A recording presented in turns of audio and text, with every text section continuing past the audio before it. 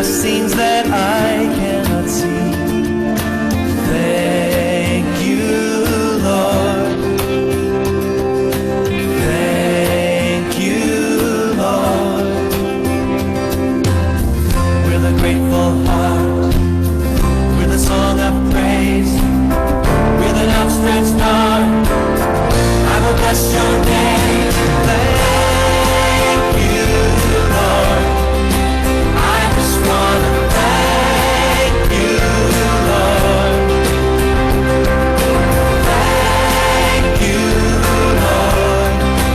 I just want to thank you, Lord.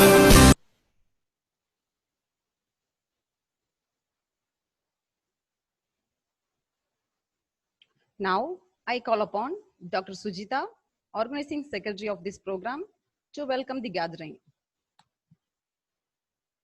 A warm welcome to one and all for the webinar on Innovative Pedagogies for the 21st Century Learners.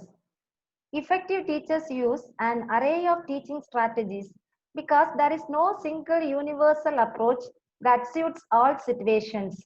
Different strategies can be used in different combinations with a different group of students to improve their learning outcomes. The IQAC of Holy Cross College, Nagarkoil feels happy to organize this webinar to adapt better teaching pedagogies for the best learning outcomes. At this juncture, I heartily welcome with respect our Honorable Secretary, Dr. Sister Geraldine J.M., Honorable Principal, Dr. Sister Annie Perpet Sophie, Honorable Vice Principal, Dr. Sister Lima Rose, Honorable Controller of Examinations, Dr. J. Vinolia, for this webinar. I humbly welcome you all, dear sisters. It's my honor and privilege to welcome today's presenter, our beloved sister, Dr. Sister Sahaya Selvi, Assistant Professor of Commerce, who is serving in our institution since 2006. Sister has an appreciable biodata. Due to constraints, I am mentioning a very few. Sister was the recipient of Dr. APJ Abdul Kalam Rashtriya Puraskar Award by Global Management Council Ahmedabad. Distinguishable Woman, that is Viva 2020 by Venus International Foundation Chennai, and Best Professor 2020 by India Sri Lanka International Award Sri Lanka, etc. Sister has successfully completed 2 minor research projects sponsored by UGC.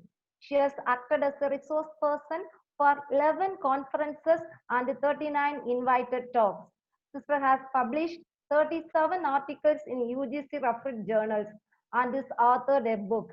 As a teaching professional, she is very much interested in ICT-enabled teaching and is an inspiring teacher in her student community. We are honored to have you here, sister.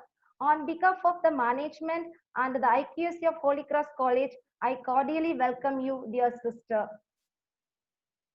It's my pleasure to welcome our dynamic IQAC coordinator, Dr. Jimsi Asha, and energetic assistant coordinator, Dr. Anami Augustus, who are entering their valuable guidance and support at any time for the successful health of this webinar. I'm glad to welcome dear madams. I would like to extend my warm welcome to Dr. Vimal Dali, Assistant Professor of Economics, Ms. V. Abhisha, Assistant Professor of Computer Science, who are accompanying me to coordinate this webinar to make it a success. Also, all the members of the IQAC who are sincerely committed for the smooth functioning of this webinar. Welcome, dear friends. We are delighted to welcome the talented and dedicated group of faculty members who are serving in our institution and other institutions as participants for today's webinar. Special welcome to international participants from Colombia, Australia, Philippines, Nepal, and Spain, and Peru. Welcome one and all, dear professors. A learning journey that elevates your personal development. Happy learning. Thank you. Thank you, dear ma'am. It's my privilege to welcome Dr. Sister Sophie, Principal, Holy Cross College, Nagarkoil, to felicitate the gathering. A pleasant and wonderful good morning to everyone. I am delighted to meet all the participants of today's webinar to this online platform. I am happy that the teaching faculty, research scholars, academicians, and others from different states of India and across the globe have responded to our invitation and are attending this webinar. We are journeying in a new normal situation, facing the impact of COVID-19 pandemic on all sectors, particularly on the education sector. The pandemic is also turning out to be a universal wake-up call for innovations. Skills are important for the 21st century learners who wish to thrive in a world where change is constant and learning never stops. In this context, I am happy that the IQAC of our college is organizing this webinar on innovative pedagogies for the 21st century learners.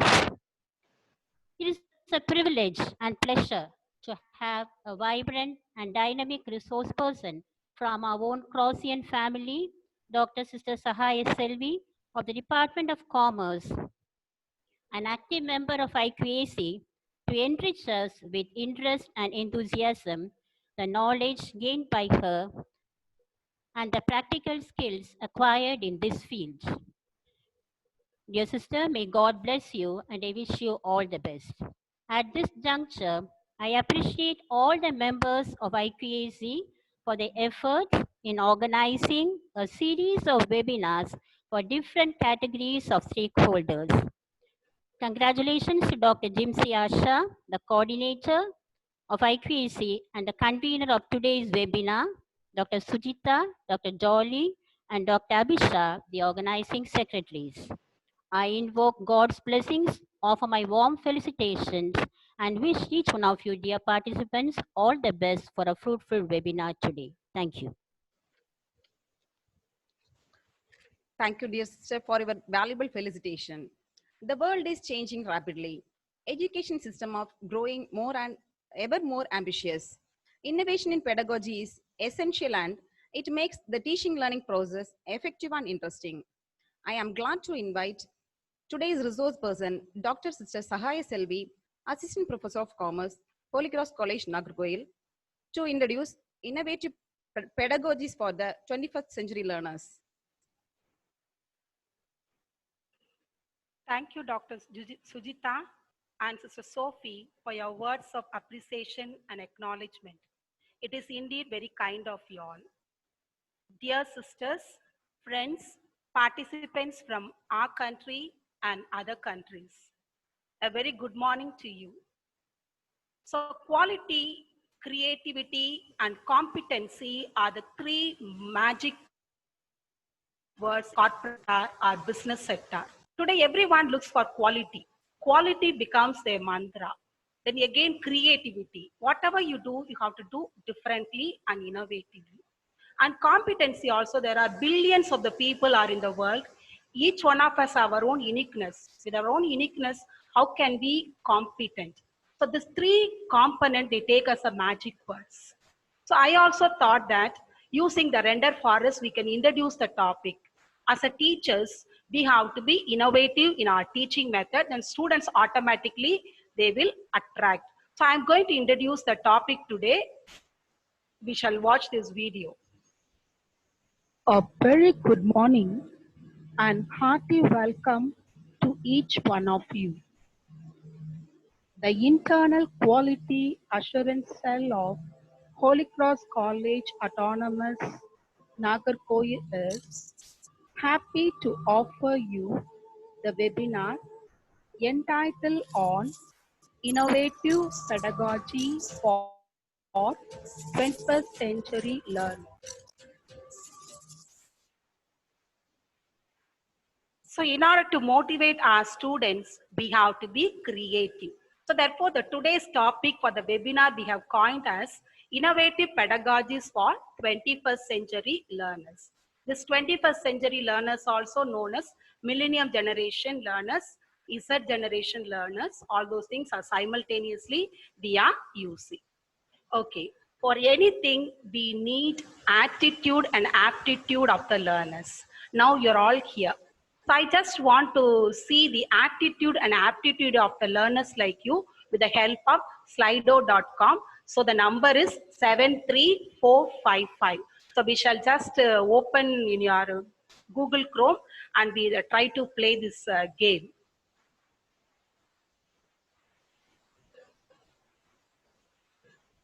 So I have asked you, are you happy to attend this program? So we may not know who is answering what, so you can feel free to answer.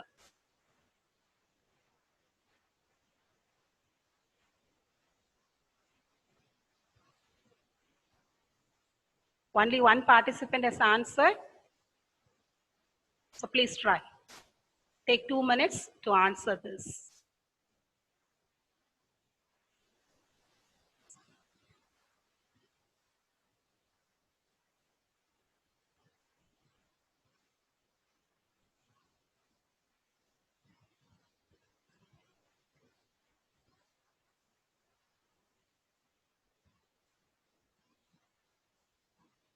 Now 11 have answered. Already we had an exposure under the faculty development program. Please try.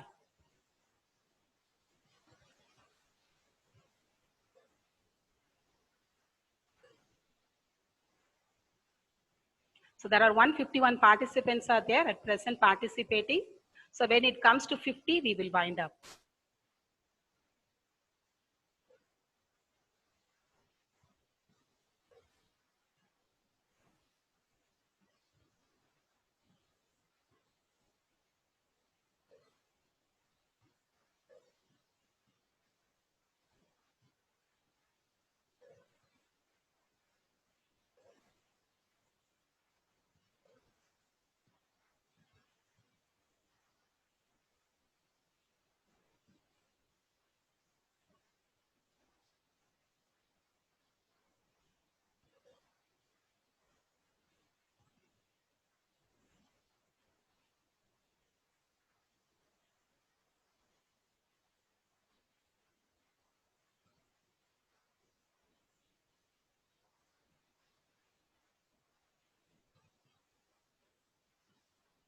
Thank you, friends. We have reached. Now we shall stop and we'll go to other aspects.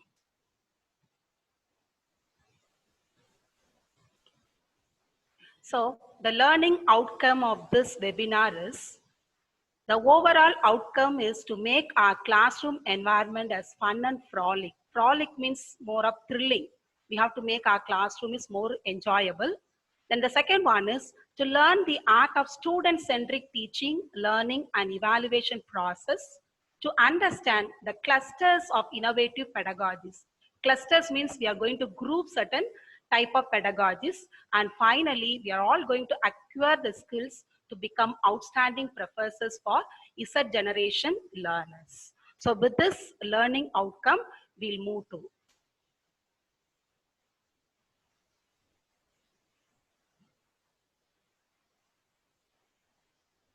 So we all learned computer. So when we went on the first day to learn computer, the teacher would have asked you the basic question. Can computer replace a man? So what we said, the answer is no. Because we know that the computer is created by man with his intelligence and he is supreme over all creatures. This book God has given us, we are the best and very special people.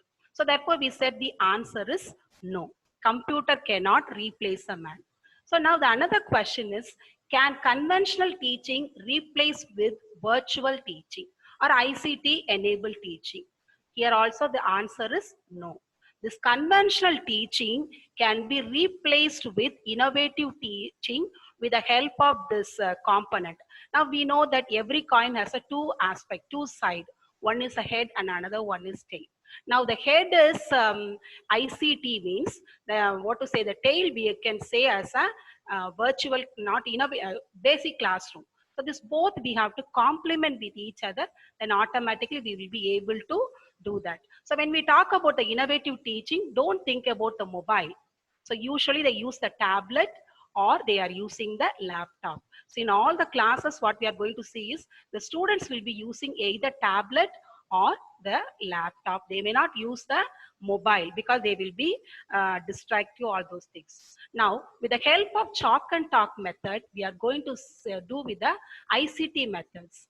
Now, 3 weeks ago, from the Education Plus, write-up has come. So there they have mentioned that nearly 17 digital tools are available. Whichever digital tool is comfortable and convenient to you and the student community, you can adapt. So this is complementing each other. So we try to see what is the meaning of innovation and what is the meaning of pedagogy. Then we'll go to the subject matter. So now innovation is nothing else. It's a new idea, creative thoughts, new imagination in the form of device or a method. Now I have given the picture. When the rain comes, we all take umbrella and we go. So the purpose is we should not wet ourselves. An innovative person will turn the umbrella, collect the water, and if he has a small vessel or a bucket in his hand, he will pour the water to rainwater he will be putting. So therefore we say innovation is a state of mind. Innovation is a state of mind. So now we move to the pedagogy. What is the meaning of pedagogy?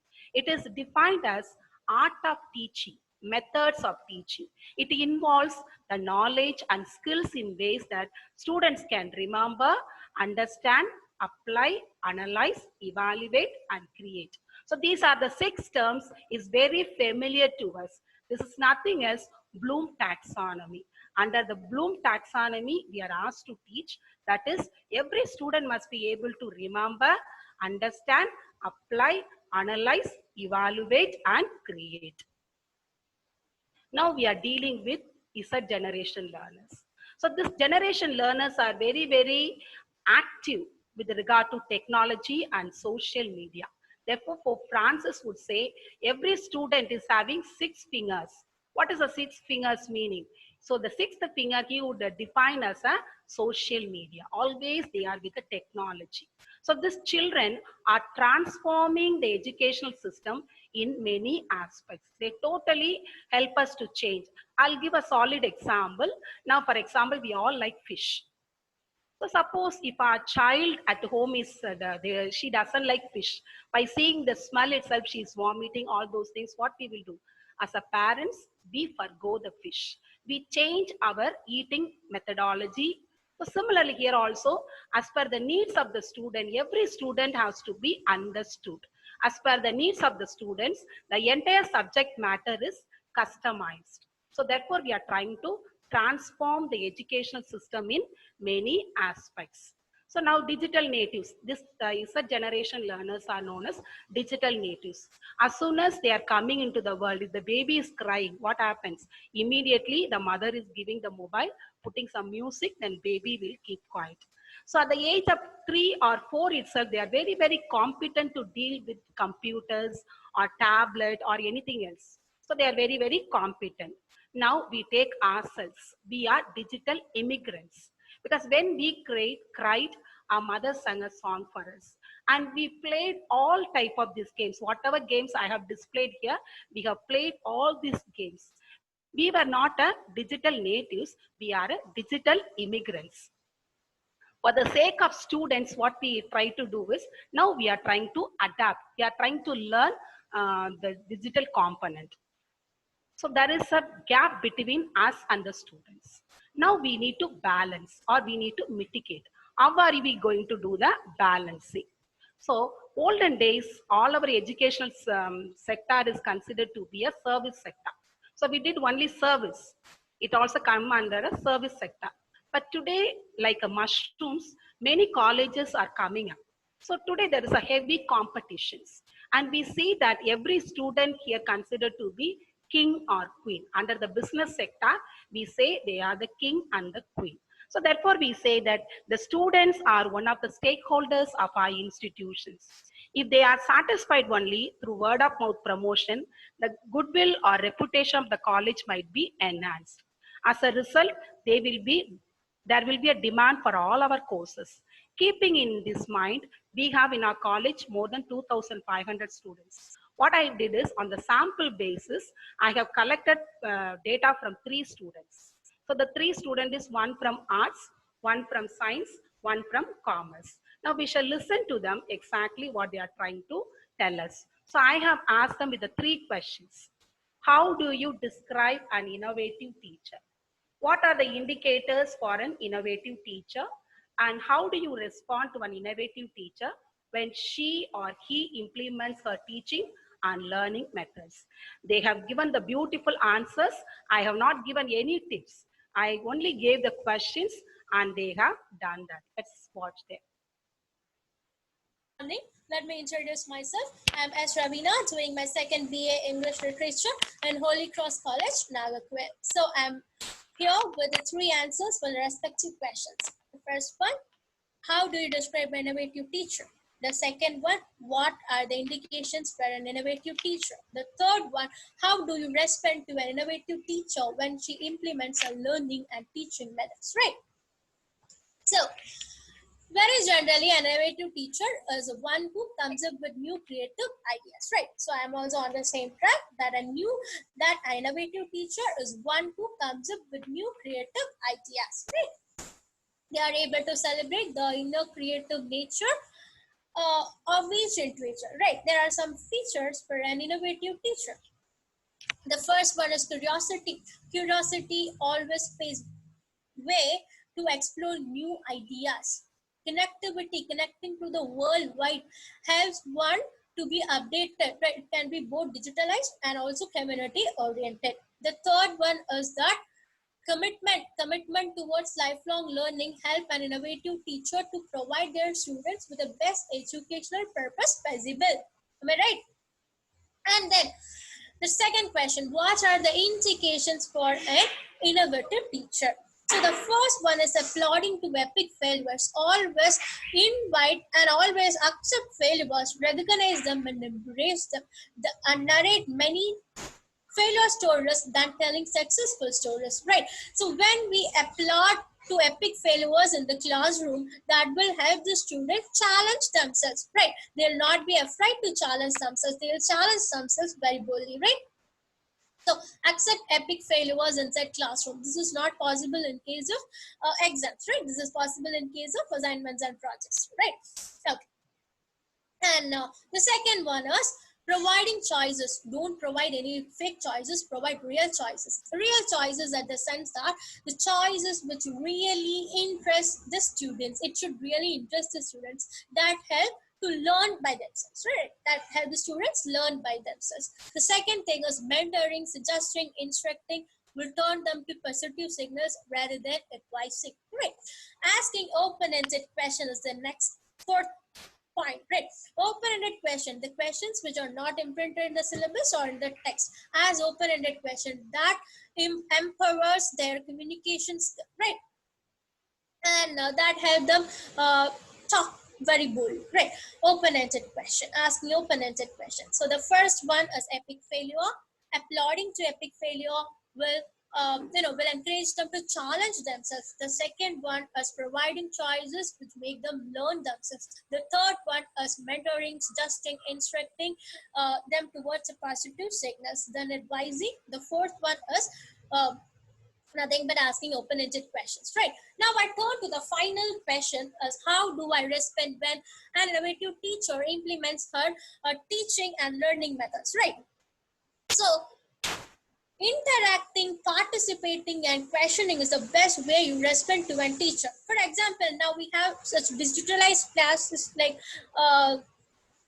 flipped classroom or blended classroom, right? Flipped classroom or blended classroom is a converse of a traditional Gurukul classrooms, right? So in our traditional classroom, we listen to the teacher in the class and we do our assignments and project works in our home, right? But this is a converse of that.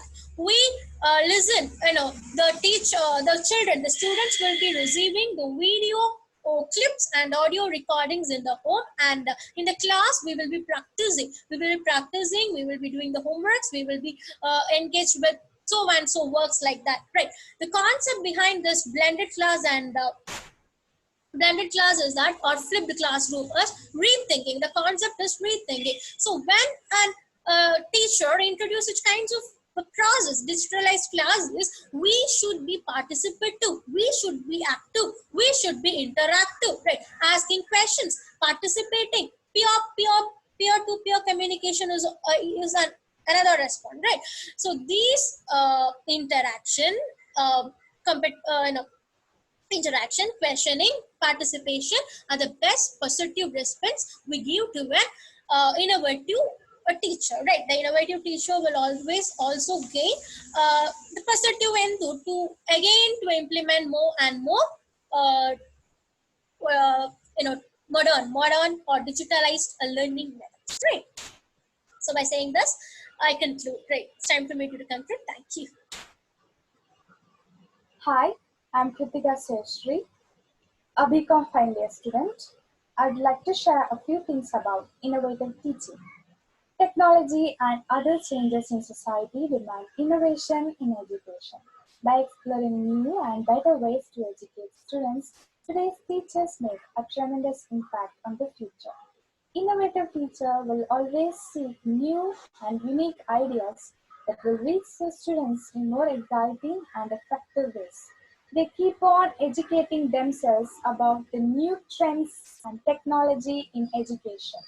Such creative and skilled teachers are able to understand the students and hence they know how to teach them.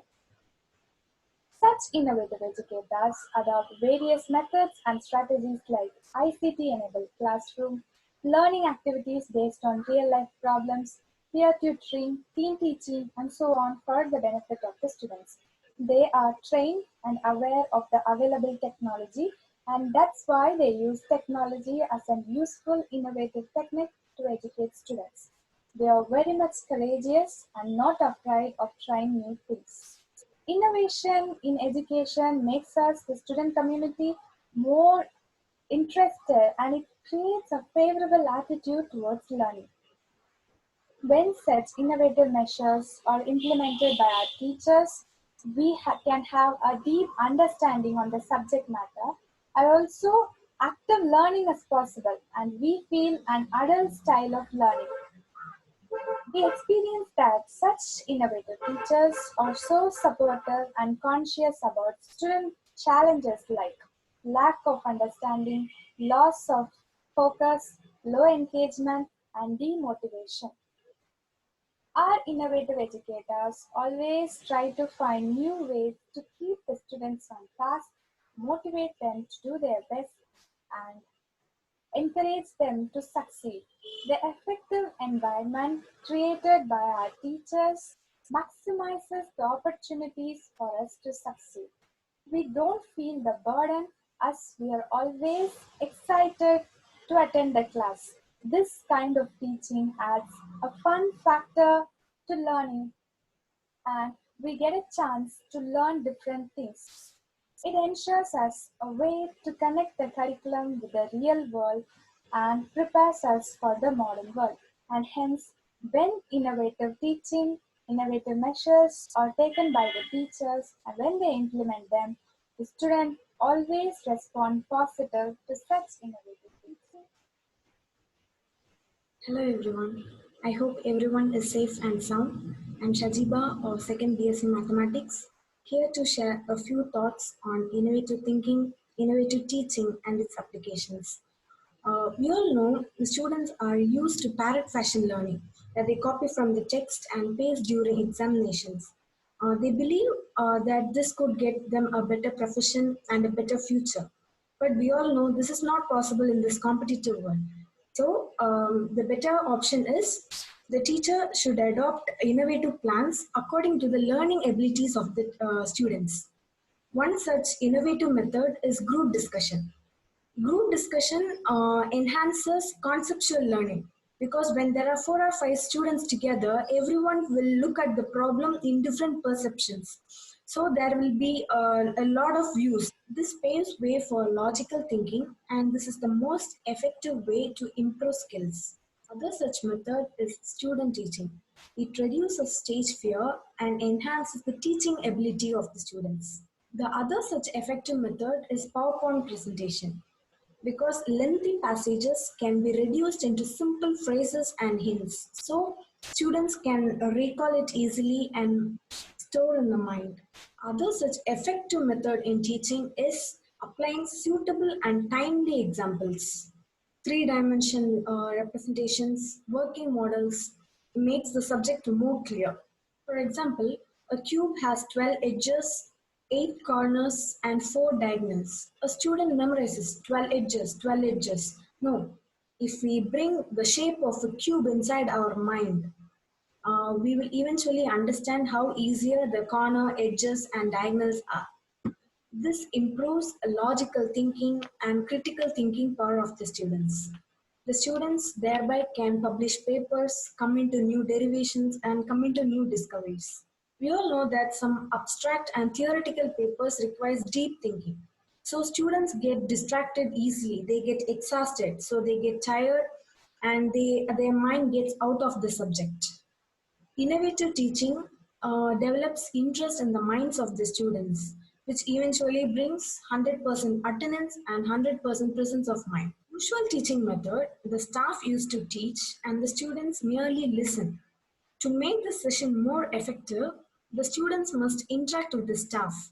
So, greater the interactions are, clearer the subject becomes. This helps the students to discover new solutions, proofs, and theories, etc. Thank you.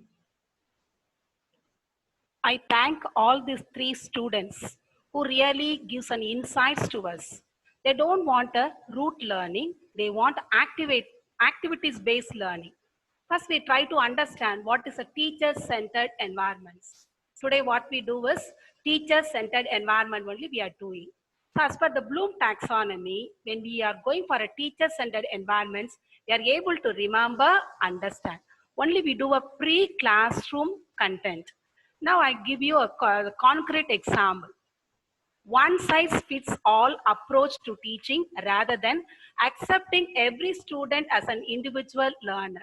Yesterday, Education Plus, this concept is emphasized. For example, I as a teacher like coffee, but I have a commerce only the major strength we have 64 students are there.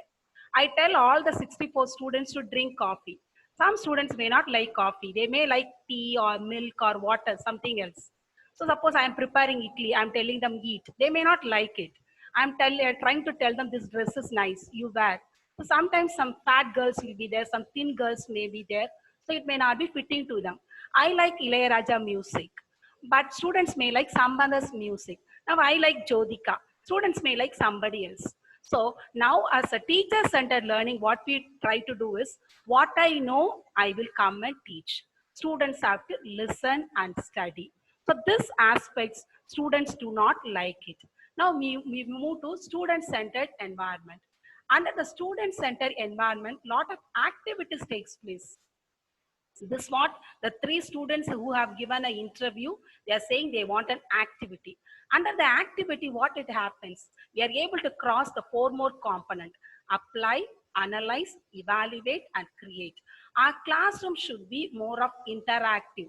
When there is a interactive only, every student need is customized. In commerce, we say it's a tailored product.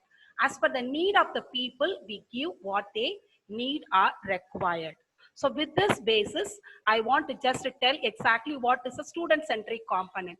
Already I told you in my class, there are 64 students are there. I cannot prepare 64 breakfast, but I can group them into some type of breakfast. For example, dosai, idli, pongal, buri, chapati, noodles, all those things are available. So you try to find out which interest your students in. So the preference of every student is identified. The learning space is very much important. Some students are very, very fast in learning. Some students are very, very slow in learning. The space we have to identify. So if we want to identify all these things, we have to understand the intelligence. What type of intelligence learning take place? So usually we say the gifted and talented students will we have to group into certain types of intelligence. I will explain to you. Every human person, you and I, all of us are having this 7 type of intelligence. But some intelligence may be prominent in us. Some intelligence will be prominent in us. Other intelligence may be slight in us. The 7 intelligence we will be having. So we have to try to understand what type of intelligence is prominent in our students. The first type of intelligence is academic intelligence. So this type of intelligent students, what they do, whatever we teach, at once they will grasp the concepts and theories. If you tell them only once, they will understand. And they also display the skills of understanding concepts, and they work well academically, and they have a natural ability to concentrate, and they will easily organize thoughts and theories. It's very, very easy. All the toppers will come under the academic intelligence. Some of the great personality, I would like to say, Ambedkar, Indira Gandhi, Gandhiji, Manmohan Singh, Radhakrishnan. All these people had a academic intelligence. Now we are going to another type of intelligence. This type of students we'll have in our class. In our class, they will have a more in number, means we can go for startup. If you want to do a startup business, you can use this mechanical intelligence students. So these students, what they do is, they have the natural ability to handle the machines and tools. Easily they will learn things from doing. By observation, they may try to learn. And also they are very, very down to earth, and they are very practical. Some of the examples are Thomas Alva Edison. You know the story of Thomas Alva Edison. So only 12 weeks or 3 months only he went to the class. The teacher said he's an idiot, but he became a scientist. So many inventions is found out by him. So again, Wright brothers, Amar Bose, G.D. Naidu, all those people have a mechanical intelligence. And the next one is a social intelligence. If you find this type of intelligence of students in your class, make them to be class representative, make them as a leaders. Then automatically they will organize the work in an effective manner. So they have a strong understanding of other people, and they're sensitive to their needs. They relate well to the teachers as well as peers. They display their skills of leadership, and they will work always in cooperative with others, and they also easily organize, communicate. Even sometimes they will manipulate you. Good way or bad way, they will manipulate you. You have to be very careful with these students of social intelligence. So some of the personalities are Lallu, Abdul Kalam, Mother Teresa, Pope John Paul, Nelson Mandela. The fourth type of intelligence is mathematical intelligence. So now mathematical intelligence means the students will have this type of intelligence will be more. If they are rightly identified in class 10th itself, when they go to 11th, they can choose max subject, they can go and shine in the max department. So these students are very much good in inductive and deductive reasoning. They are very logical, problem solving, all those things. They will enjoy with numbers, puzzles. They do a lot of experiments. They play with numbers. They want to know how things works. So now, for example, in commerce subject, there is a business maths. The students would have taken 11th and 12th accountancy group. But sometimes these students will have mathematical intelligence. Sometimes they will be doing business mathematics, statistics paper. They do very well compared to our accountancy paper. This particular student would have gone to maths department, means he or she would have been shined. Next, the great personalities, Shakuntala Devi, Ramanujam, Albert Einstein, Stephen Hawking, Newton, all those people. Next one is the kinesthetic intelligence. So kinesthetic intelligence means they will aware of their body movements. So they could feel that what is happening to them. So everything easily they will understand. So this type of students we identify and send them for sports, dance or acting, they really will shine. So good and physical activities and crafts, they can easily understand the body language of others. They will have eye coordination, hand and eye coordination, all those things. They easily solve any problems. So they are known as kinesthetic intelligence. Some of the personalities is Sachin Tendulkar, Sania, Venus Williams, Michael Jordan, all those people. So the next one is aesthetic intelligence. Now aesthetic intelligence means the students are good in music. So any music easily they will play and they will sing. So they are easily understand the sound patterns. Sometimes the class may be say louder, but for them they say it is too louder, but other students will say there is no sound. Easily they are prone to sound. So they also seek and enjoy musical experience, and mostly the students are they are very, very punctual. Some of the personalities are A.R. Rahman, Beethoven, Mozart, Ravi Shankar, all those people. So again, the final one is linguistic intelligence. The students will easily read, write, and speak. If the students take English subject, automatically they will learn the language very fast. If you want to learn other new language, suppose some of our people are in Latin America, sisters are there, so easily they will learn Spanish or any languages. They will easily memorize names, place, dates, etc. So we need to identify what type of intelligent students we have. Some of the examples of Tagore, Narasimha Rao, Pope John Paul. So with this, I just come back to this original slide.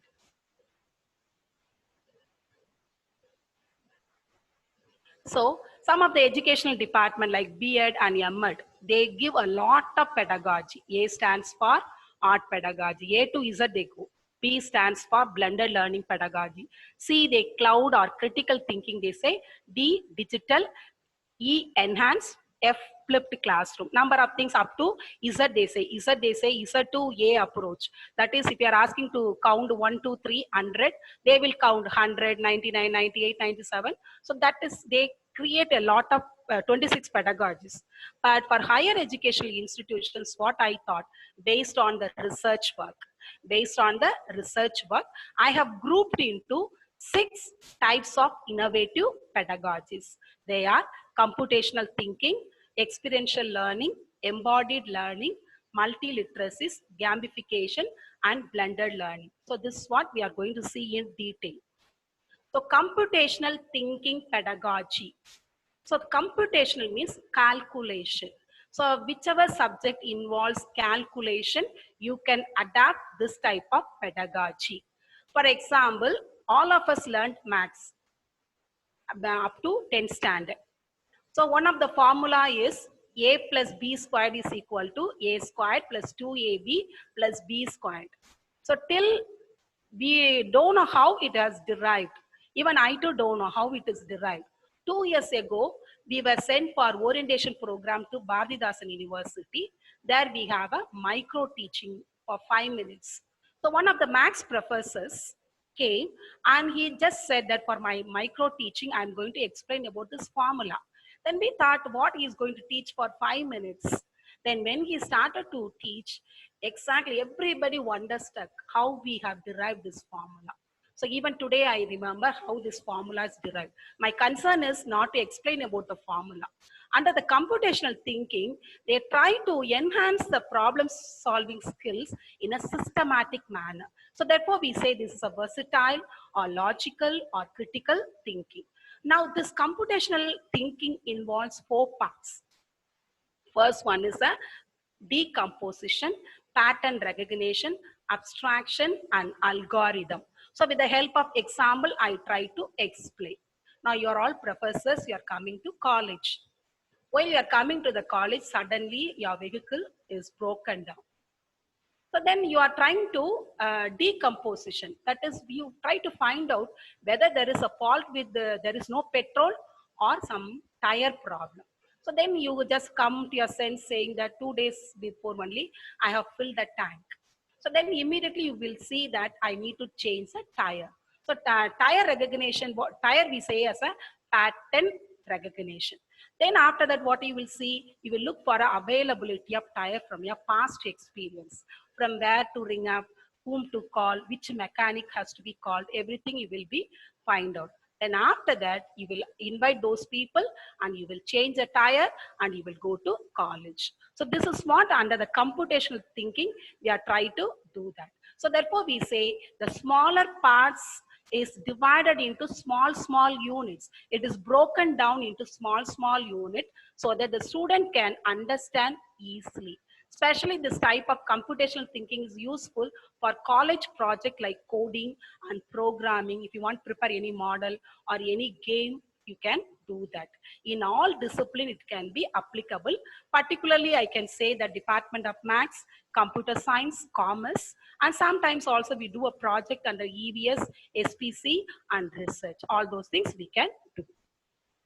The next pedagogy is experiential learning pedagogy. So based on the experience, we try to learn. So there is saying practice makes people perfect. So practices are best teacher. Through experience are the best teacher. Through practice we are learning. I'll give you two examples. A little kid, a little child is crying by seeing the fire. The child is telling, I want to touch. The mother says, no, no, you don't touch. If you touch, you burn yourself. The child is keep on saying, then after without the mother's knowledge, the child is touching the fire. So immediately the child is burning herself. So then again, the child will not touch. From her experience, he or she is learning. Another example, sample product. Suppose if in marketing strategy, if you want to introduce a new product, they will give a sample. For example, when they introduce Amway product, I went to somewhere for some program. That seller was telling me, sister, you use this Amway soap. You won't, your skin will be good, this and that. He was convincing me. Then I also had some kind of allergy. Then I got the soap. And after that, till today, now more than 20 years, I'm using that product only. So through sample product also, people will motivate us, and we also convinced. So therefore we say learning from experience or learning by doing. From our experience we learn, or while we do, we learn.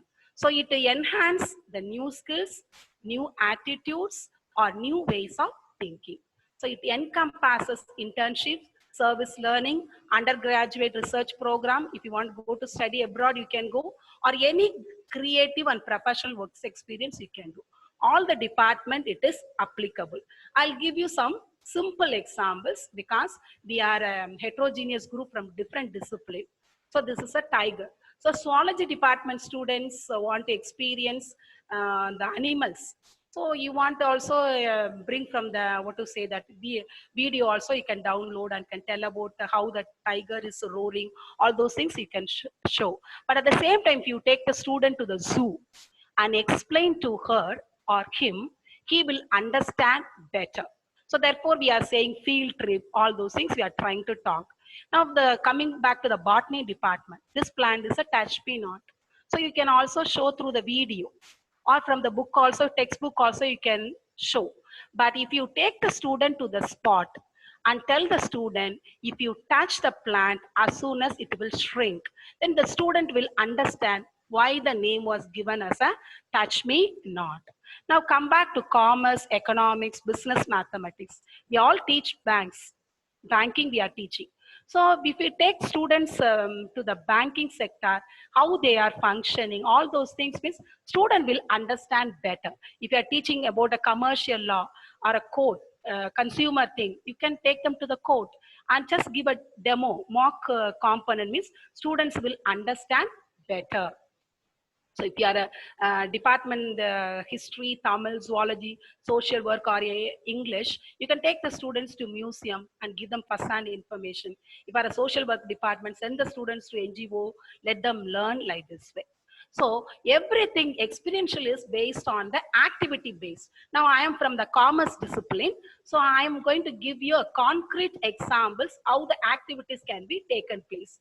Now we teach income tax paper. So what we do is we teach 5 heads of income and we tell the students do the assignment. Now the bright student also write the assignment, the weak student also write the assignment.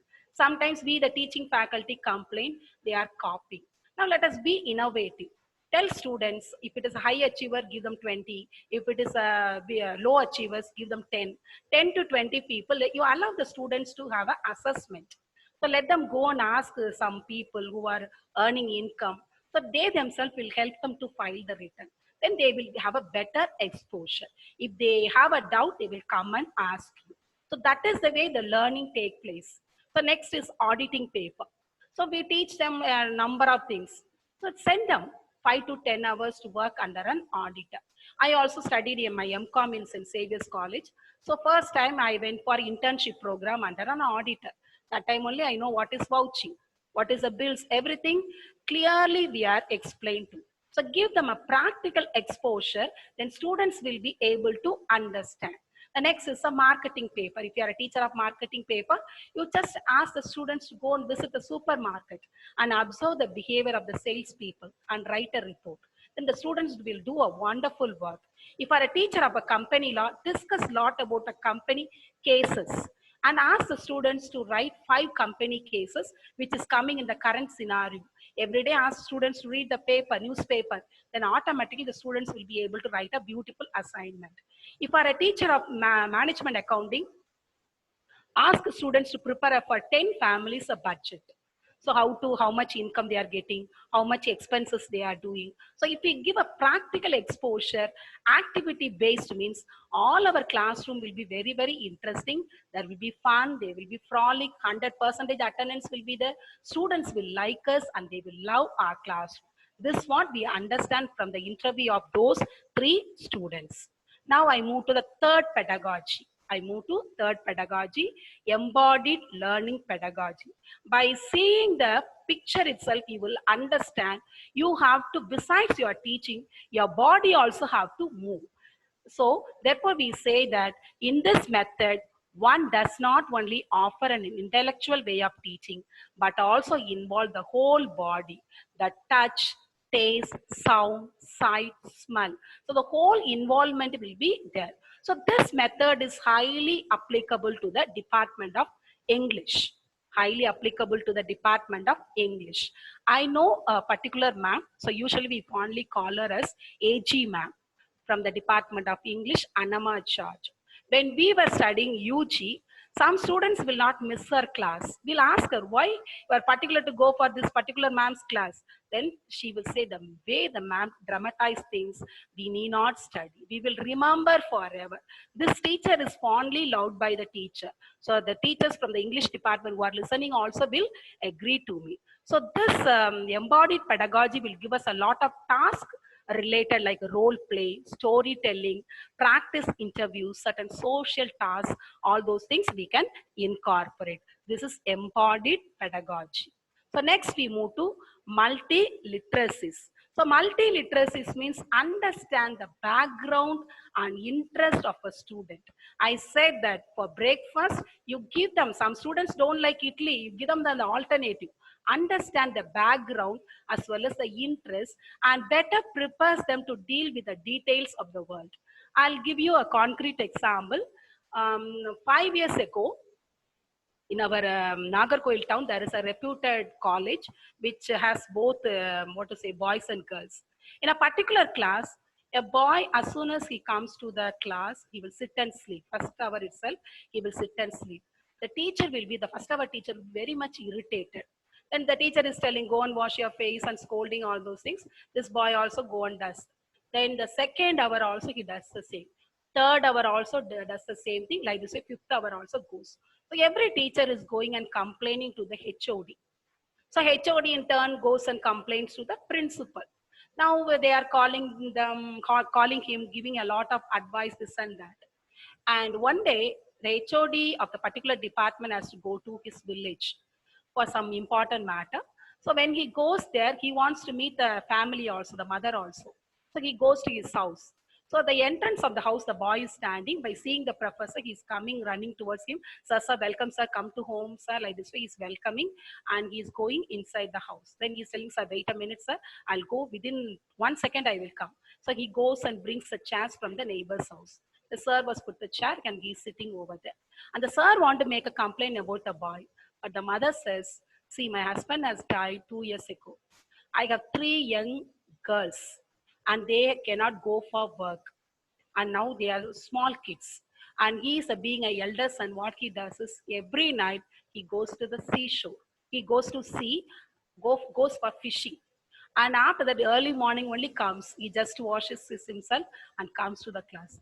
The whole night he is not able to sleep. So automatically he has a desire to study. He comes to the class and he is sleeping. So after understanding the background of the student, there is a total change. The HOD was transformed. He comes and tells his own colleagues. So this is what happened. The total department has transformed towards this boy. Then all of them are helping this particular boy and he finishes his degree. So therefore, whenever we are trying to concentrate on students, we have to understand what is the background, what are the interests, and we have to prepare themselves for a better world. So this can be occurred in 4 components. One is a situated practice, another one is overt instruction, another one is critical framing, another one is transformed practice. Let us see each one with an example. So situated practice means try to tell the students to do something based on one's community and background. If the students are doing a project or they are going to do a lesson, so you have to incorporate them with their own community. Now, example, you can take the students to take a study about the fishermen because the student comes from the fisherman community. If a student is coming from the agricultural background, ask about them to study about the farmers. If a student is coming from the potter's family, means ask him or her to study. So we have to introduce the students to understand the background of this, then automatically the overt instruction takes place. So this story some of you may know or some of you may not know. A girl who has completed her MBA, she has an academic credential, so she goes for interview. As soon as she goes for interview, by seeing her records, the boss admit her to the CEO post, managing director post that they are trying to give. So then they are trying to explore about her family background. What is your father? Then she says, I don't have father. Then what is your mother? Then she says, my mother is a washerwoman. Oh, your mother is a washerwoman. Then how did you study all these things? Then she says, my mom will say every day, you have to study well. You should not struggle like me. You have to study well. So that word we always used to ring into my ears and my mind. So I studied. I am able to climb the ladder of success. Then immediately the CEO will, the boss will say, better you go tonight and ask your mom to show the hand. And how do you experience? You tomorrow you come and share. Surely this post is reserved for you because you are such an intelligent person. We are very proud to have you are an asset to the institution. So this girl goes, the first time she's asking the hands of the mother. So the mother shows the hands. Immediately she sees in her hands full of wound. Then she's asking mom, how do you do all these things? Then she says, I want to educate you, my daughter. Therefore, I am doing all those things. Then at times the girl will say, Mommy, hereafter you don't wash. Today, anyway you got from the people, I will wash all their clothes and I will iron. So this girl will get the clothes and washes, irons, and then the whole day she could not sleep. She's keep on crying. Next morning she goes to the office. Then the owner of the organization will ask, did you sleep last night? Yesterday you were very fresh and today you seems to be dull. What happened? Then she started to cry. How much my mother has struggled. Then he will say, certainly I'm appointing you because you are able to understand your mother. You also will be able to understand every employees who are entrusted to your care. So overt instruction means we help the students to go or climb the ladder of success, understanding the background and the interest. And the next one is a critical framing. So under the critical framing means exactly we recognize its value on multiple levels. Now, for example, in our college, one of the best practices, when the students, the freshers comes on the first day, we will have a welcoming day. The students will be introduced to the senior students. So this year I am the class teacher. So my students also started to introduce. So many students said that I want to become a CA, I want to become a CA. So I and my HOD and other staff members also thought, not bad. This group is highly motivated group. Many are going to be chartered accountant. It's good. All those things we are talking. Then I started to handle, I am only handling accountancy paper. When I started to take accountancy, within a month I recognized only from the out of 64, 25 students are able to do well. Other students are not able to cope up. So what we were trying to do under the mentor ward system, I tried to call the students personally. I tried to speak to them. Then only I converted. One girl said, I want to become a chartered accountant, but my child dream was want to become a police. That girl has a personality. Then I told, better please go for this training. You don't go for CA because she's not good in accountancy. So we have to critically, we have to reframe the values in different ways. And finally, we need to transform practice. We have to help the students to understand the other context, how we can understand. Now, you know the OE companies, what's the CEO is Ritish Agarwal. Ritish Agarwal is only just 23 years old. He just finished only 10th standard, then he did all the courses in correspondence. But what he used to do was, he will go to different places wherever the business people meet, have a meeting. So he was very much inspired by Tata group of company. So he was inspired. Then as a consequence, now he found there is a gap between service and demand. So now he is successfully running the hotel industries. If you want to go to any countries, if you ask this OEO company, they will book a room for you. We will be getting a lot of satisfaction. So this is what we are trying to talk under a multi-literacy pedagogy. So here also a choice and possible of real life application. I told you, a lot of real life application we give. It is very, very important, dear participants. We must help the students to have communicate with their own mother tongue. So when they come initial to the colleges, so some maybe, suppose if I come from, my father is a doctor, then automatically I also will go to English medium school. I will be able to speak in English good. If my father is a farmer, I may not know to speak in English. So when the student coming to our campus, make them to converse with mother tongue. So tell them to say things and you help them. Now I have a concrete example of this student has cleared her third UG and she has gone. Her name is Pavarna. The day one, when I went to BCom first year class, I saw a lot of vibrancy on her face, but I could see a lot of the timidness in her. She was frightened to come. There are a lot of inhibition in her. So we as a department help this girl. You can. So we send her for a lot of competition, this and that. So we could see a difference in the second year. And the second year, we saw a lot of difference. And the third year, when she came, we proposed, why don't you stand as in the student council election? If you want, you can do well. Then she also happened to be in the hostel. Her own friends also motivated. This girl stood up. So she only win in the election. She became a student council president. And after that, we could really feel that the students could be very, very colorful in her performance. She could do everything wonderfully. Everybody speaks well about her even today. So here we have to give importance to the mother tongue, and we have to tell them after automatically the students will learn. The learning styles will be improved. So based on the each students. So variety of learning opportunities, including the disappointments and problems, everything we have to take there. So next we just move to gamification. Gamification means just like a games. So how can we do this? So this is in China. There is a state called Hong. So in this state, there is a staircase. So this is a staircase. Nearly 54 staircases were there. So people were finding very, very difficult to climb. So therefore, what the government did is they kept a escalator close by. They kept it. Then after that, there is one marketing agencies feel that everybody is going through escalator. They are not going through the staircase. So what they made is they made as a piano staircase. So with the music they created, then after that the research says that 66% of people are climbing over this piano staircase. So when something you make as fun and frolic, students will understand easily. Fun can obviously change behavior for better. Game actually activate your brain. It engages students and they will be solve real world problem. This is what the maths department student was telling.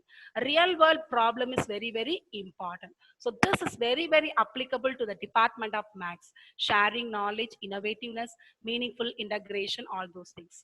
In China, there is a gamification, that is Sesame credit component. So what is this game speaks about?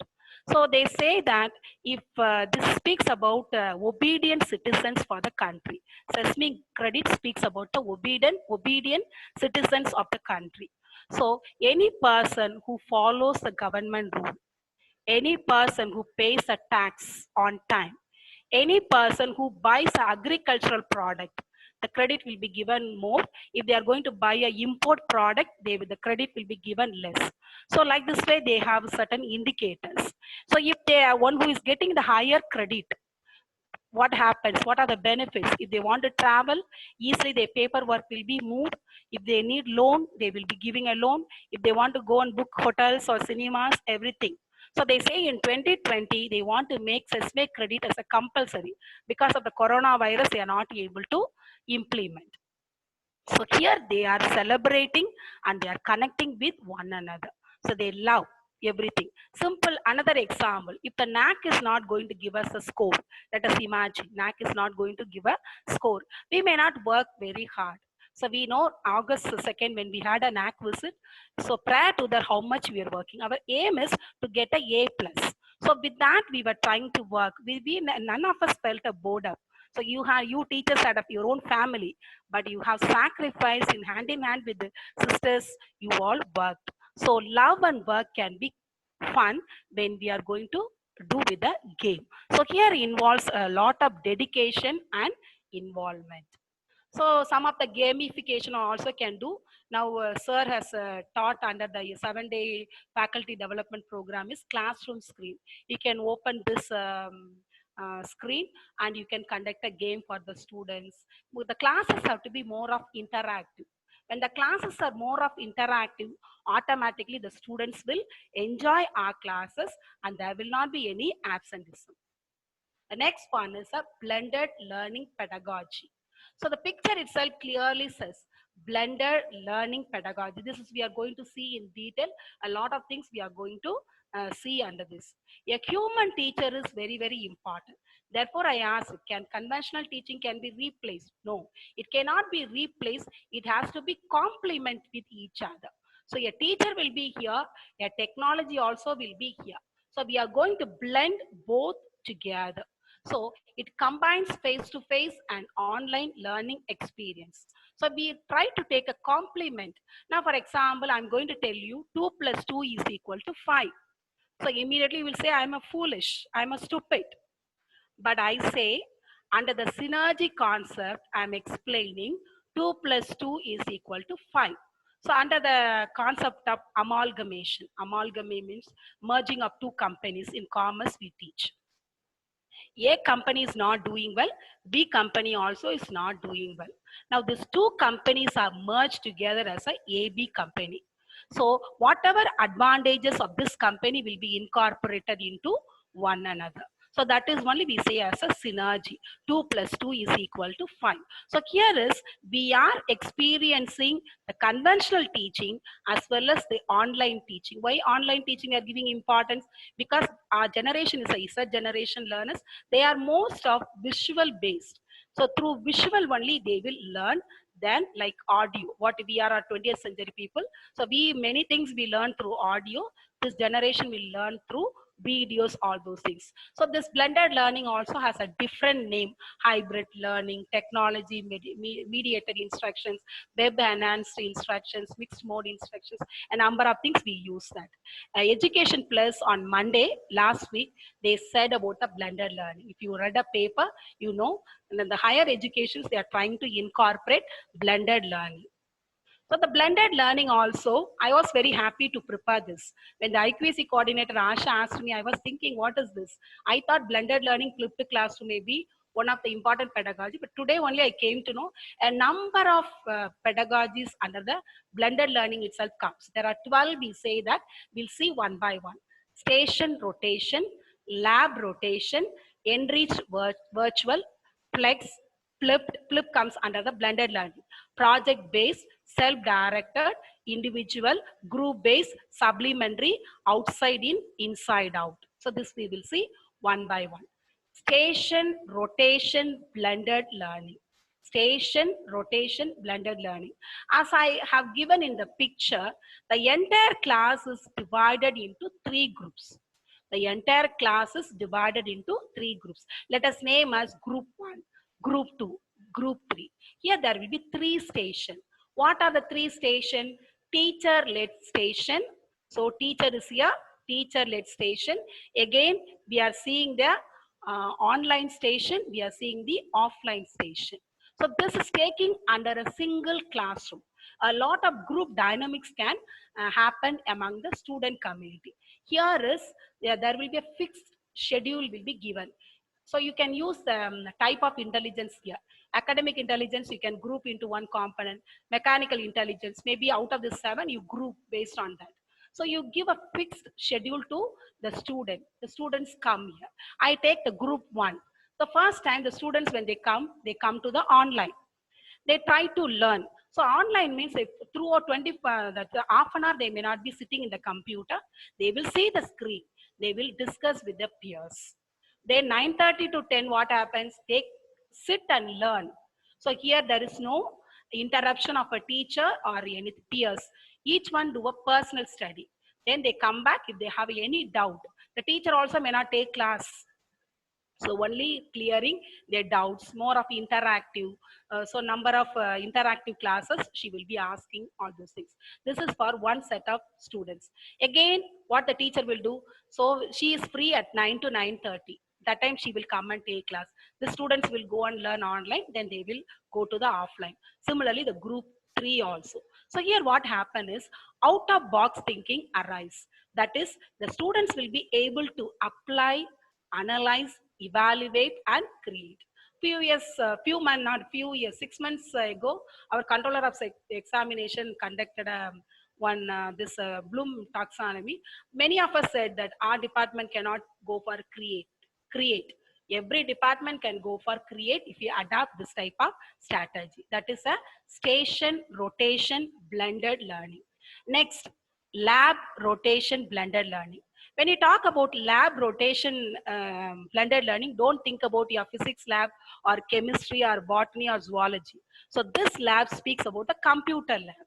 So it is similar to station rotation, but that is within the classroom. Station rotation blended learning, I said, within the classroom, the students will be moving. Here, they go outside the classroom. That's very, very important. Outside the classroom, they will be moving. Here also a fixed schedule is given. Now the direct instructions, let us assume that Department of Maths. The next one, let us assume the Department of English. The next, we assume the Department of Botany. Now, this teachers will fix whenever there is a existing lab, there is a computers are free, the students will be sent to the lab. The student take their own space. They will learn, they'll come back to the class. The student has the freedom to move to the lab with the permission of a teacher. So that is only we say as a lab rotation blended learning. Next, we move to enriched virtual blended learning. So enriched virtual blended learning means here we don't want the help of the teachers. The students by themselves can learn. If any doubt arises, so they are given the freedom to come and meet teacher. On the need base only, the students will be coming to the teacher and they will be learning. The next is a flex blended learning. Now what is the meaning of flex? Flex means flexibility. Here, this is the best method they try to say here is, the students come to the center place. The student decide, there is no rotation. The teacher cannot do anything. The students are given the chance to move wherever he or she needs. So this takes place within the campus. So therefore I have put us as a brick and mortar campus. They will come to the college, they try to learn. Suppose the student feels that he wants to go and sit to the English class for long hours. He has the freedom to go. The student wants to go to library, he can go. The student wants to go to the sports ground, he can go and play. So the freedom is given to that. So here is, every student need is customized. Customized means based on the need of the student, everything is done. So each student has his own computer. So a room is given, so he will be given. So it is very, very helpful to them. So mostly for small group instruction, group project and individual tutoring, all those things, flex blended learning is highly useful. Next, we move to flipped classroom blended learning. So now flipped is very, very easy. Whatever you want to learn at home, you are going to learn in the college. Whatever you are going to learn at college, you are going to learn in the home. Flipped classroom is one where students are introduced to content at home and practice working through it at school, supported whatever the teacher gives, they are trying to do that. So here the student is a center point of learning, not the teacher. No teacher-centric learning takes place, student-centric learning. Students will have a greater depth of knowledge and they find a meaning. They will try to create a number of things. A new topic is introduced outside of the classroom. He goes home and he tries to work. So as a teachers, what we have to do, we have to prepare a lot of videos. For that only, we have given a training or under a 7 days faculty development program. The video you can prepare by yourself or also you can take from third party. For example, this video is prepared by Sister Auntie, let us take. So if you are going to take, if I am going to take Sister Auntie's video means Auntie is a third party what's a teacher who prepared the videos. And also the video has to be within 8 to 12 minutes. Sir has said within 15 minutes, but what the research says that any video you prepare is must be between 8 to 12 minutes. You also can go for 15 minutes too. So the learners have the video and the study materials and they will be learning. When they come to the next class itself, they will be preparing and coming. So after that, the topics are covered into video lecture. So here is more of one-to interaction is taking place with the teacher. So now some of the videos we are all learned under the faculty development program, Camtasia. Under the Camtasia only, I asked 3 students to record their matter, their answers, and they sent to me and I have put it in the Camtasia. So Camtasia also we can do, Screencast-O-Matic also you can do that, already you have done. There are a number of apps are available. You can use any type of apps. For example, I have given Snagit, Screencasty, all those things I have given. Whichever is comfortable to you, you can do that. So this flipped classroom also has again 6 type of dimension. First one is a micro. The second one is discussion oriented. The next one demonstration based. 4 means what they are trying to say, we should not pronounce as a folks. So 4 is a French word. It is also pronounced in English as a 4. Group based and virtual. So we shall see one by one. Micro means small.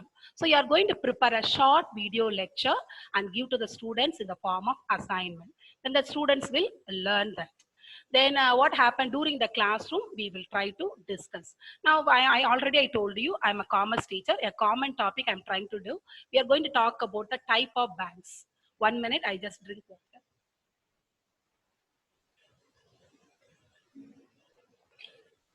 Thank you. So types of banks we are going to talk about. There are a number of banks are there. Now, Reserve Bank of India being a central bank of the government, I'm going to give only the video. Then after that, that alone we will discuss. The rest of the banks like commercial bank, cooperative banks, all those things we will discuss in the usual mode. So this is what we try to say as a micro flipped classroom. Next is a discussion oriented flipped classroom. So here is a lot of homework is given to the students in the form of video lecture or external video resources. Discussion happens in the classroom time where topics are explored further. So having studied the basics, the students are giving a point. Now let us, after the reopening, we can ask students, COVID-19 is a boom or bane? The students will come up with the beautiful answers. Boom, how? So the technology of education has completely transformed. So then they will be telling a number of components. So ask students to have a more of discussion. All these things we are doing in our college, but we did not know the terminology. So therefore I just put it here. So discussion oriented classroom. The students said group discussion. So hereafter we will use as a discussion oriented flipped classroom. Next is a demonstration based flipped classroom. Certain subjects need demonstration. For example, maths, chemistry, physics, all these people need a demonstration because you need a lot of accuracy. When you need accuracy, you have to give a demonstration. You can prepare a video and you can give to the students. So students will first learn from the video, then they'll come back to the class and you will remove the doubt. As for my knowledge, the chemistry department go for blood identification. So you give them the video. about the blood identification, how to do that. Then after that, let the student come to the class, then let them interact. Then if they have any queries, you try to clarify. Now for the sake of physics department, I'm going to play about the gravity of the third party video. You just see that. I have here a pendulum. I have an object that weighs 15 kilograms and I can lift it up 1 meter, which I have done now. That means I've done work. MGH is the work I have done, believe me. I've increased the potential energy of this object. 15 times 10 to about 150 joules. If I let it fall, then that will be converted to kinetic energy. If I would let it swing from 1 meter height, and you would be there and it would hit you, you'd be dead. 150 joules is enough to kill you. They use these devices called a wrecker ball. They use them to demolish buildings. You lift up a very heavy object, even heavier than this, and then you let it go, you swing it, thereby converting gravitational potential energy into kinetic energy, and that way you can demolish a building. You just let it hit, and it breaks a building. And that's the whole idea of wrecking. So you are using then the conversion of gravitational potential energy to kinetic energy. Now, I am such a strong believer of the conservation of mechanical energy that I am willing to put my life on the line. If I release that bob from a certain height, then that bob can never come back to a point where the height is any larger. If I release it from this height and it swings, then when it reaches here, it could not be higher. There is a conversion from gravitational potential energy to kinetic energy back to gravitational potential energy, and it will come to a stop here. And when it swings back, it should not be able to reach any higher, provided that I do not give this object an initial speed when I stand here. I trust the conservation of mechanical energy for 100%. I may not trust myself. I'm going to release this object, and I hope I will be able to do it at 0 speed, so that when it comes back, it may touch my chin, but it may not crush my chin. I want you to be extremely quiet, because this is no joke. If I don't succeed in giving it 0 speed, then this will be my last lecture. I will close my eyes. I don't want to see this. So please be very quiet. I almost didn't sleep all night. 3, 2, 1, 0.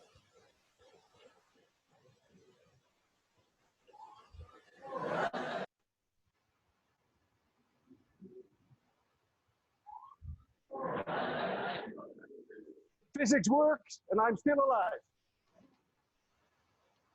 So if you want to explain about the energy or gravity power, you can take this video, ask the students to prepare and come. Then after that, you teacher explain. Then our classes will be very, very interesting. Next is a 4.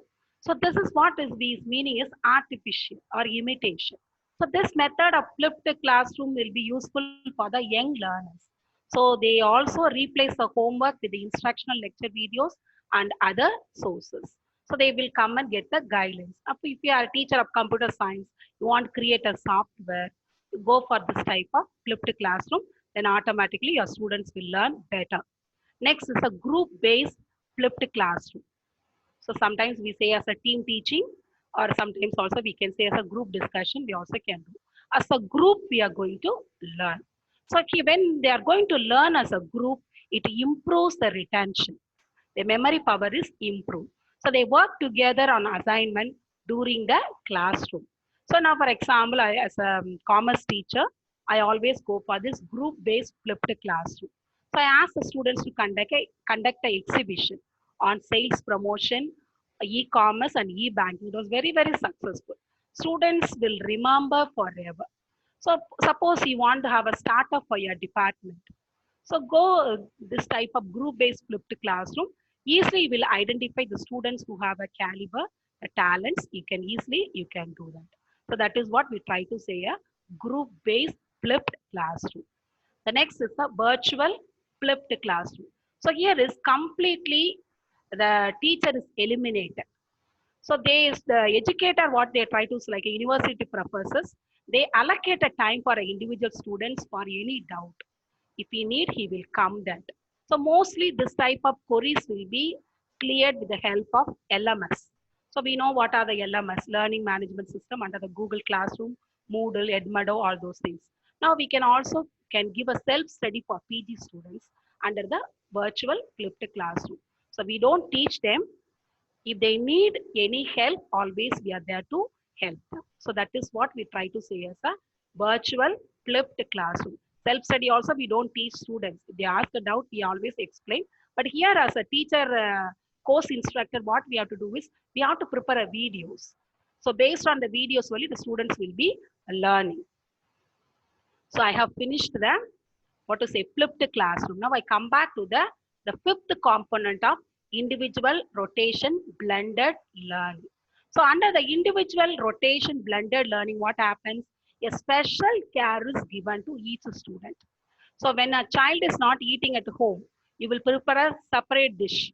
I came to know recently one of our ma'ams, what she used to prepare, she used to prepare four type of menu. One is for her husband, one is for the child, one is for the mother-in-law and something and all, she was telling that. So here is everyone is given a special care. So each one we allow them to learn in their own space. So in our department, those who know this Neetu Nair, she is a handicapped student who is very, very low in her IQ. But this also under the teacher-centric method only we taught her. Really, I was feeling bad when I was preparing this class. So that girl is not able to come up to the fast of the teacher because 90 working hours are there, we have to finish the portion. We never mind the student who is very, very weak. Maybe weak students, we give a short notes. Sometimes we may dictate. We will tell them to give a simple sentences. But here is not like that way. Everyone is given an equal importance. So therefore, the classroom is a place of workshop. Like a workshop, they do that. Some same teachers travels with them. So some of the foreign university, what they are trying to say is, a maths teacher is teaching in the second class. The same teacher will come up to 10th standard. So the teacher will know exactly what the plus and minus of the student. Based on that, the same teacher can do that. So there is a lot of critical thinking take place. So it is based on the schedule, on the playlist. Based on that, we will try to do. So this also is one of the best method we try to explore. The next one is a project-based blended learning. So they will do certain project work. So online learning as well as face-to-face learning takes place. Here students are more of creators. They do things, by doing things they learn a lot. So this is applicable to the high level thinkers. So these students they will be learning a lot. So especially the MHRD, they are telling up about the started. And recently somebody sent me a video about a Loyola College. So the students have started a canteen. They have two shift, one, shift two. Shift one students will go in the afternoon, shift two students will go in the morning. So the students only running the canteen. They have employed some local people. So with them, a number of students are going, a lot of income is coming for them. So project based, what that boy was, I was listening to the video, what the boy is telling is, every month we are supposed to prepare a report, sorry, not a record, a report. And we have to go and give to our HOD. And the HOD will tell us where we have did well, where we went wrong. He will give a feedback. So based on the feedback, we are doing things for better. So this is what we try to talk as a project-based blended learning. Next is a self-directed blended learning. Self-learning courses and all we can introduce. Here what happened, the student will be learning face-to-face, and if there is any queries only, he will come and ask. Otherwise, the student will be like a virtual blended learning, Mari. We can think about self-directed blended learning. Next is inside out blended learning. So we know our college hour is 9 to 3:30. So beyond that means we will go home. Now a student is given a facilities beyond the classroom. He or she will be sitting in the classroom and learning the advantage of both the teacher as well as the digital spaces. So this is mostly applicable to the project-based blended learning is an excellent example of the inside out model. The next is the outside in blended learning. So this is what we try to say is the students will do everything in the classroom. They won't learn outside. Everything they will learn in the classroom. So here the teacher is giving a lot of guidance, giving a moral support, some psychological component. So today financially we can help everybody and anybody, but many of us are not helping emotionally. So we have to help our students emotionally. Then automatically the students will be able to prepare their own models. They will be able to have their own application and they will be able to prepare the wonderful software what we are requiring. That is what we say as a outside in blended learning. Supplemental blended learning. Here is both takes place simultaneously. As the picture says, the students will be learning by themselves. If they have doubt, the teacher also will have a tablet or a mobile, what say that laptop in his hand, and he will come and explain. So both is taking place. Now let us take an example of accountancy. Accountancy is very, very easy subject based on only the rule component. We have three classification of account. One is a personal account, another one is a real account, another one is a nominal account. Simple. There is a rule is there. Debit the receiver, credit the giver, debit what comes in, credit what goes out, debit all expenses and incomes, losses, and like that way we are trying to say that. But if the student want to apply in tally, so they need our help. So we try to do that. We take both together. So we supplement each other, taking into consideration. The final one is mastery based blended learning. Now, mastery blended based blended learning means the student who want to have a deeper learning, who want to have a deeper learning, he will be given a chance to learn. As a consequence, is knowledge, skills, and the desire to succeed in college as well as a career as well as a public life.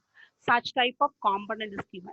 So when we are preparing the syllabus, the UGC is asking us or the NAC is asking us how many papers of yours is skillful, how many papers of yours is having an entrepreneurship skill, how many papers have an employability nature. So all these things will be helped under the mastery based blended learning. So the students will have a deeper learning. So till now we have discussed, I'm just going to recap. So the objective today we looked into, we want to under the classroom environment. So under the classroom environment only we said that we try to understand the various type of intelligence our students are having. Our students do not want us to have a teacher-centric learning, whereas they want to have a student-centric learning. So next is we just said student-centric learning we saw in detail. That is we are trying to customize for based on every student. And also we introduced the 6 type of innovative pedagogy. When we spoke about a embodied learning, we spoke about a body, emotions, and creativity. And experiential learning, we just said that we must create a lot of activity based. So automatically students will learn. Computational thinking, what we said is ICT and digital literacy is mandatory so that the students will easily learn.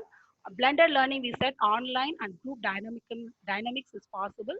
Gamification is nothing else, it's just like a game. Multi-literacy is what we try to focus. The students, we have to understand the background and interest. So my point here is being a student-centric teacher is highly challenging. Just see that those who know driving, you will find it very difficult to travel in this road.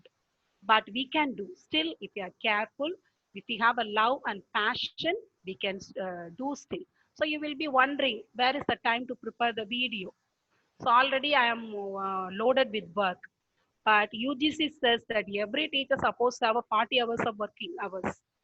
But what happens in our college? HOD means 12 hours. We are assistant professors, others means 16 hours. So the rest of the 24 hours is balanced for us. This 24 hours is we have to prepare videos and we have to create a lot of activities. If you sit for some time, all of us are intelligent because God has given us the intelligence. We can sit if you put your involvement with the passion automatically, You and I can do that. Now the point is to me. Many times we expect I need an outstanding student, excellent student, inspiring student, hardworking student, motivated student, loving student, obedient student, sincere student, and creative student. So all the adjectives and adverbs we use here. But do I think, am I an outstanding teacher? Am I an excellent teacher? Am I an inspiring teacher? Am I a hardworking teacher? Am I a motivated teacher? Am I a loving teacher? Am I a obedient teacher? Am I a sincere teacher? Am I a creative teacher? So our corporate responsibility, we teach. Besides that, we also have to teach our students the values. The values the students will remember forever. So each one of us have our own social commitment to the society. So we have to teach them the values. Let us see this video.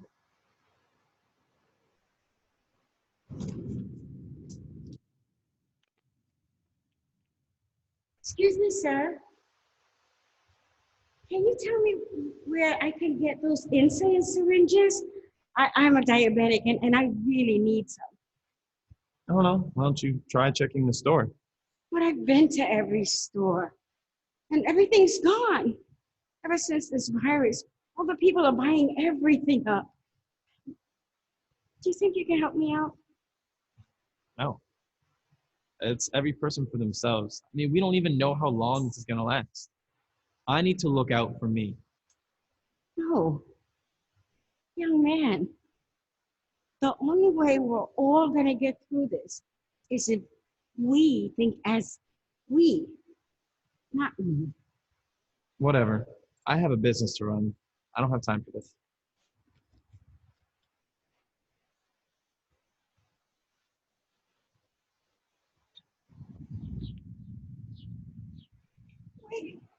Wait, please. Oh, I'm so sorry, ma'am, but we actually closed early.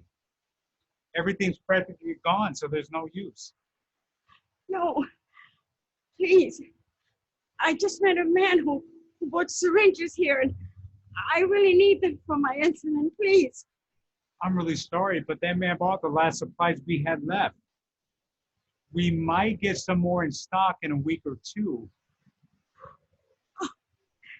No, I can't wait that long. Please, let me check. I'm sorry.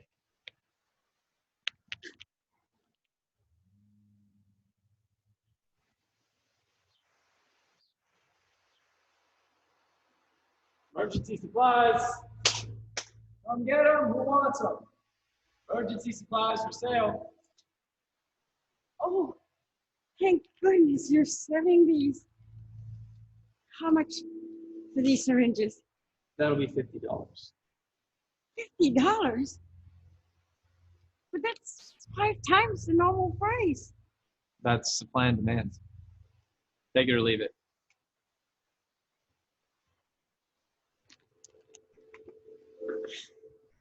I don't know if I have enough.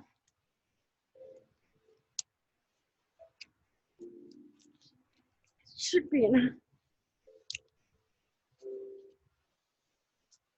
It's $47. You're short. I have change.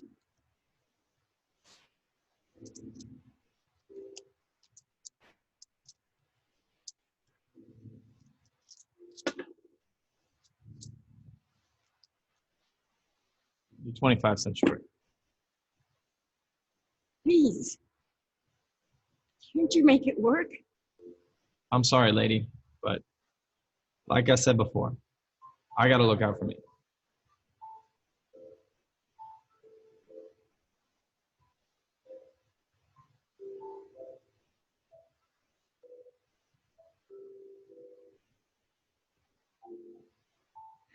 Oh, thank God. All right, there we go, $50. And that is yours. And you're lucky too. That's the last pack I had.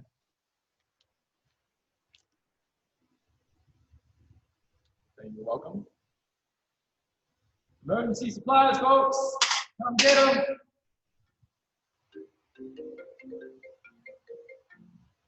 Hey, what's up, Mom? Whoa, whoa, whoa, whoa, whoa, whoa, whoa. Slow down. Okay, just hang on, okay? I'll be right there.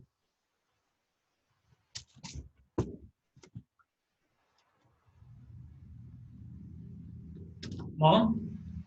I came as fast as I could. Oh, Mom. You don't look so good. Is everything okay? I ran out of my medical supplies and I had nobody here to help me.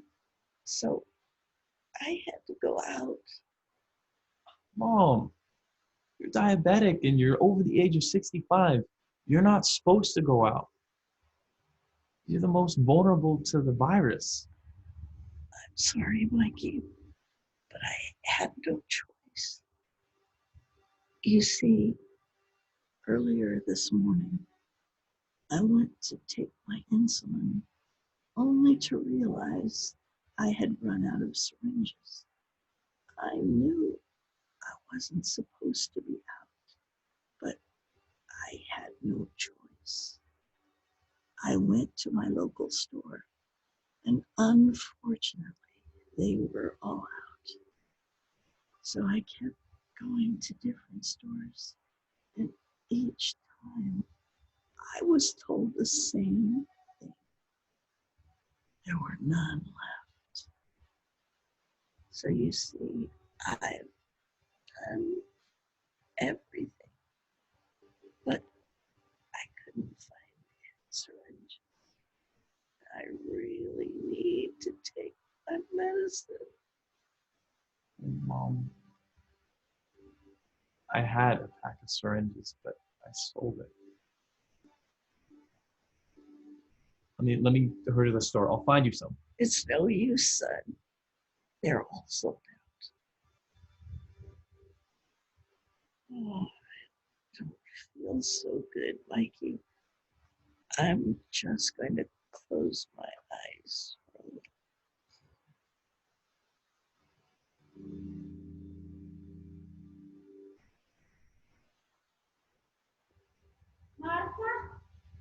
Martha? Maria? Why are you here?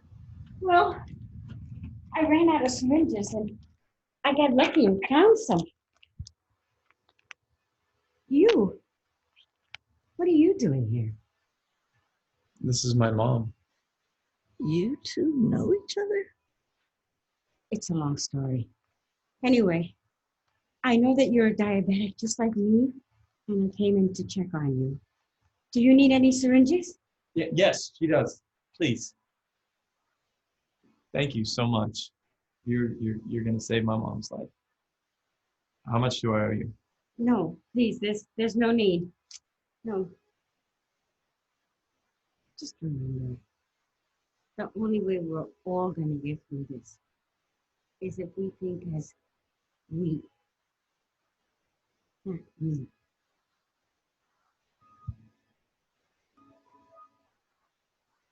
I understand now. Thank you very much. No, wait. I'd love to hug you, but that's how the virus spreads, remember?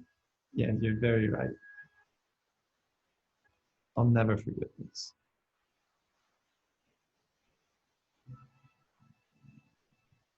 All right, folks, emergency supplies. Who needs them? Oh my goodness, I have not been able to find this anywhere. How much for the bath tissue? Actually, it's free. Wait, really? I'm sorry, I don't understand. Well, the only way we're going to get through this is if we think as we and not as me. So, here you go. God bless you. God bless you too.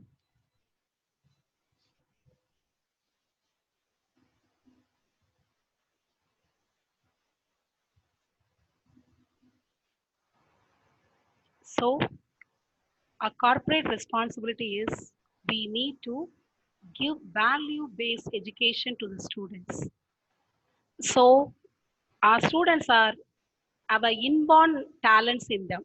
As a teacher, we need to bring all those talents into limelight. So therefore, we say teaching is a noble profession. And we also have given a logo for teachers. We were very happy to see the logo for teaching community, like collector, all those things. We also have a logo. So I would say that the best post, what you, if you ask me, you say the President of India. But I would say that when an individual student come and say, because of you, I have grown. You have touched my life and you have shaped me. Then automatically the Education Commission in 1964 to 1965 says that the destiny of a nation is shaped in its classroom. So my dear participants, friends, sisters, teachers, so the 21st generation students are with us. They are the visual based students. It is left to us to make our classroom is interesting, fun, for all. Then automatically there will be regularity in the classroom and students will be disciplined and exactly what we need, we will be able to achieve. Then we can say teaching is my passion. So with this thing, I hand over the session to the organizers. Over to you, organizers. Thank you, sister, for your mind-blowing session. Really, it was very informative. Now the session opens for queries. Dear professors, kindly post your questions in the chat box. Now the chat box is enabled.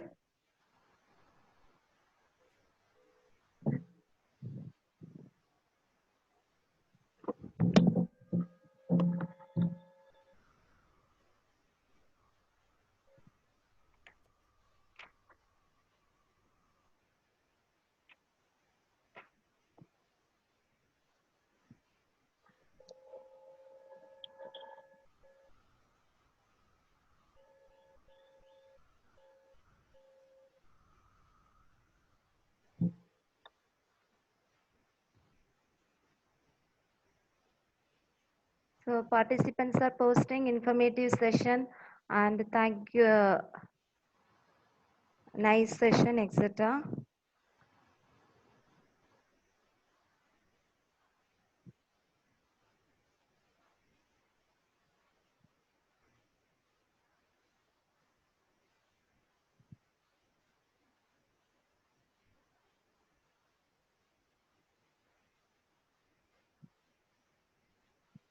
I think no more queries.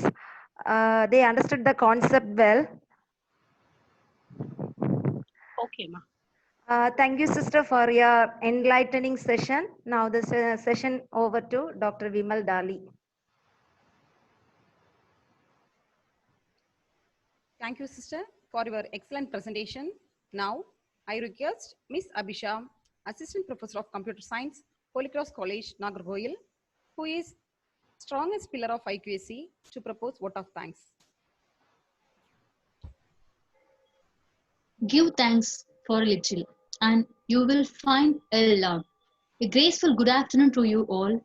First of all, on behalf of everyone gathered here, I extend my sincere thanks to God Almighty for giving this wonderful opportunity during COVID-19. Next, on behalf of our IQAC team, I thank our Honorable Secretary, Dr. Sister Gerardine Jayam, our respected Principal, Dr. Sister Annie Puppet Sophie, our vibrant Vice Principal, Dr. Sister Lima Rose, and our Controller of Examinations, Dr. Vinolia Josephine Mary. Thank you, dears, for your support and guidance to make this webinar a grand success. Next, I would like to thank our resource person, Dr. Sister Sahaya Selvi, Assistant Professor of Commerce, Holy Cross College, Nagarkoil. Dear sister, you are gracing today's webinar. I appreciate you for your generosity in sharing your knowledge with us. Your excellent presentation making this webinar meaningful and interesting. I hope all the pedagogies will definitely help us in the near future. Thank you, dear sister, for your wonderful session. Next, I would like to thank our beloved IQAC coordinator, Dr. Jimshi Asha, our assistant coordinator, Dr. Anami Augustus Sarul. Thank you, dears. You both have put best of your efforts to make this webinar an unforgettable one. Thank you, dear madams. Above and beyond, let's not forget the backbone of this webinar. I thank our organizing secretary, Dr. Sujita, our Joint Secretary, Dr. Vimal Dolly. Thank you, both of you, for your tireless and wonderful work. Thank you, dears. Last but not least, our heartfelt thanks to all the participants for your active participation. Thank you all for spending your valuable time with this wonderful webinar.